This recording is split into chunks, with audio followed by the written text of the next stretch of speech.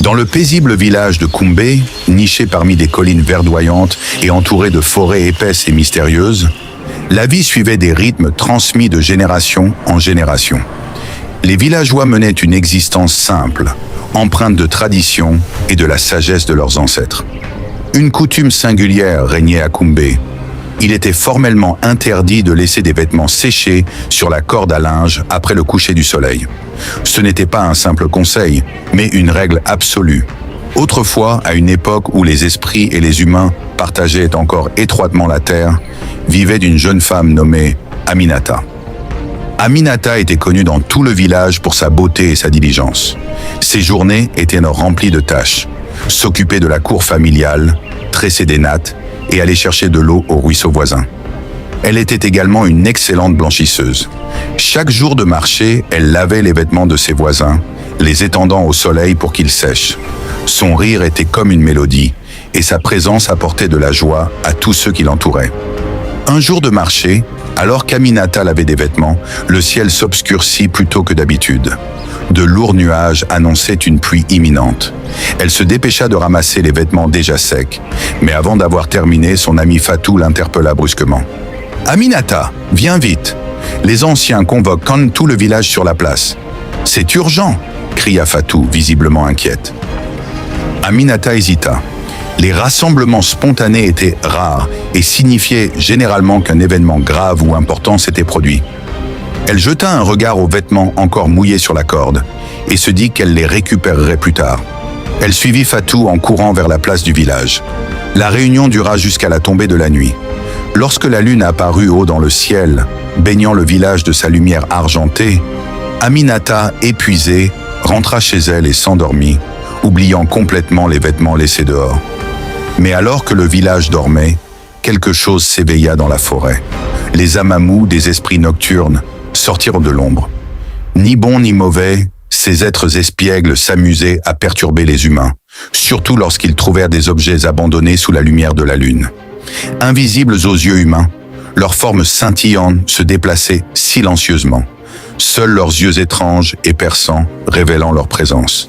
En passant devant la maison d'Aminata, ils aperçurent les vêtements oubliés sur la corde. Curieux, ils se mirent à tourner autour des étoffes, les reniflant et les touchant. Pour eux, les vêtements étaient bien plus que de simples tissus. Ils portaient l'essence de leur propriétaire, leur énergie, leur vie.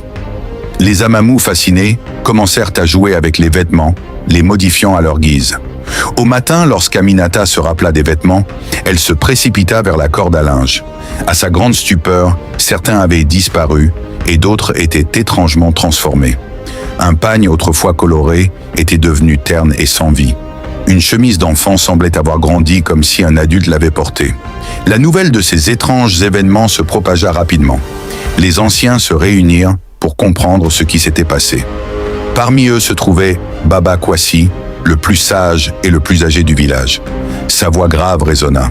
« Ceci est l'œuvre des Amamous. Ces esprits se nourrissent de l'essence des objets laissés sous la lumière de la lune. Les vêtements sont comme une seconde peau. Ils portent une part de notre être.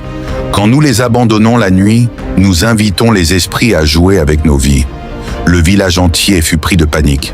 Les mères serraient leurs pagnes contre elles et certains récitaient des prières. Les jours suivants, des événements troublants se multiplièrent. Un chasseur qui avait enfilé l'un des vêtements altérés se perdit mystérieusement dans la forêt. Un enfant tomba gravement malade après avoir été enveloppé dans une couverture laissée dehors cette nuit-là. Même Aminata se sentit affectée. Sa joie et son énergie s'étaient évanouies, comme si les esprits lui avaient volé une part de son âme. Désespérée, Aminata alla consulter Mama Doumbia, la devineresse du village. Avec ses pouvoirs, Mama Doumbia révéla « Les esprits sont en colère. Ton imprudence les a offensés. Si tu veux briser la malédiction, tu dois leur offrir des sacrifices et jurer de ne plus jamais laisser de vêtements dehors la nuit. » Aminata suivit ses instructions à la lettre. Elle déposa du vin de palme, des ignames et des noix de kola à l'orée de la forêt et promit solennellement de respecter la règle.